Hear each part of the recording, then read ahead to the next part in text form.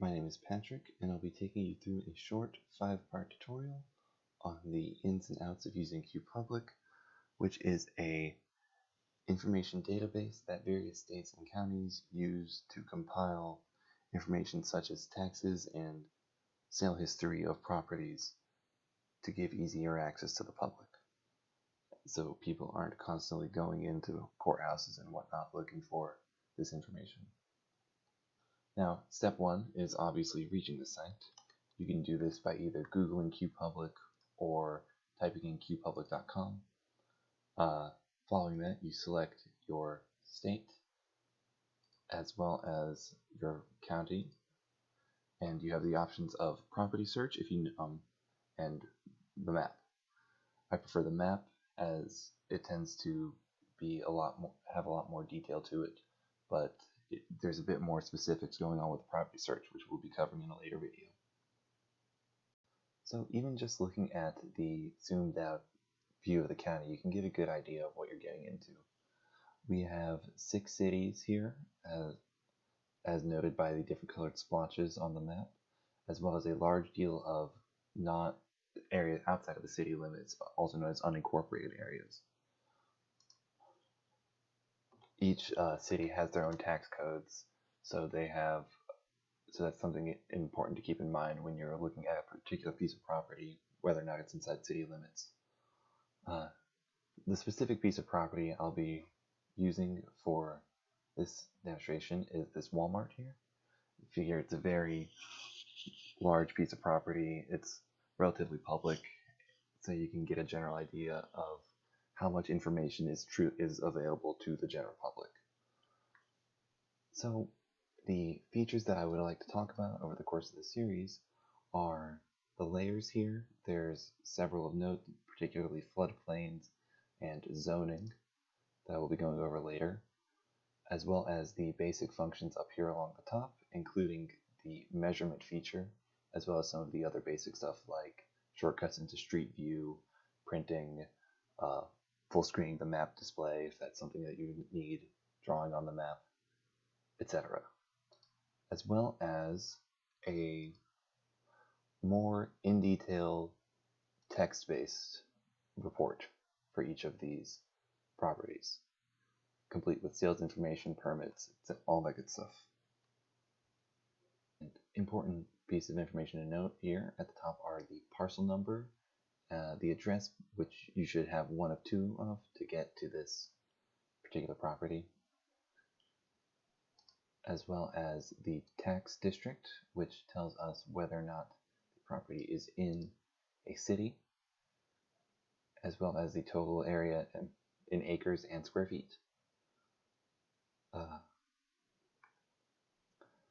Additionally, we have the appraised value, which is the amount of money they pay taxes on for the property. This is notably different from the market value of the property. This number is how much the government considers a piece of property to be worth, as opposed to how much a investor or consumer would be considering it to be worth. So in that regard, they pay taxes on this amount per year, but that is not per se how much money a new buyer would be paying on it were they to purchase this piece of property. We have the tax information. You can check here to see if taxes are up to date. We have accessory information such as when each piece of paving, when the paving and fencing was done, and how much of the area, like the square footage, was paved or fenced off. The permits for all of this, and the sale information. So you can see when it was sold. This was last sold in 2005. For how much, by who, and to whom.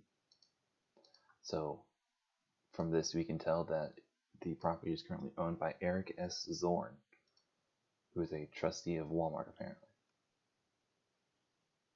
Down here we have images of the site as well as a sketch of the property.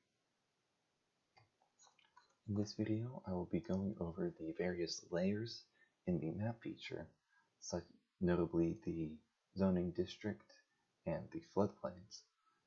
But as you can see, there's a lot of visual clutter when you have too many layers on at once.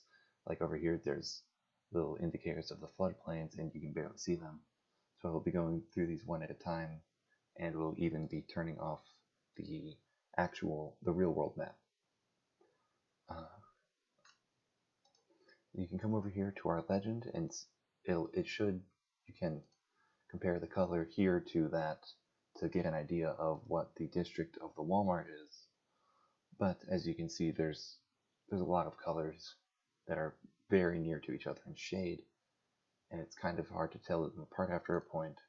So what you can do instead is come over here and click on the actual name of the layer, and when you click on it again, it will give you information pertinent to that layer.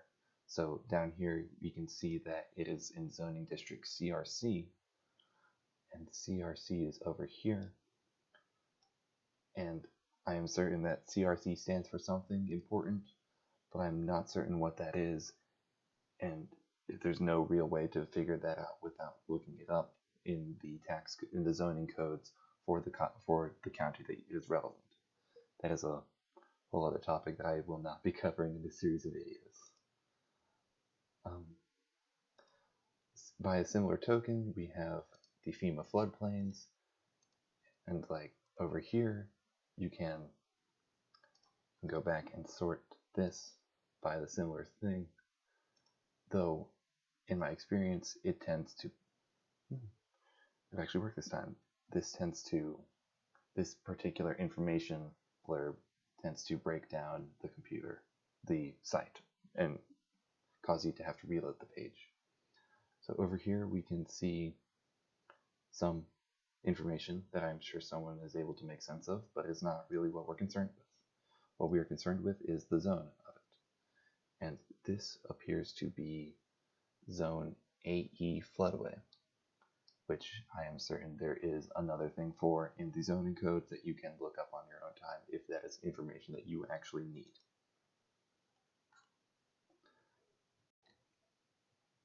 In this video, I will be showing how to use the measurement feature in qPublic Maps. It is highly suggested that you have the aerial photography layer enabled, as it is rather difficult to measure something when you cannot see it. So the measurement tool is used to get the idea of an area of a building or a site, or perhaps the distance from it to the nearest highway, without actually having to visit it in person with a step counter. And the way that you do this is by clicking on the corners of each of the shapes, and when you have done a full circle of the building or site, it spits out a number, and you can change the measurement for the distances to from square feet to acres to whatever else you need.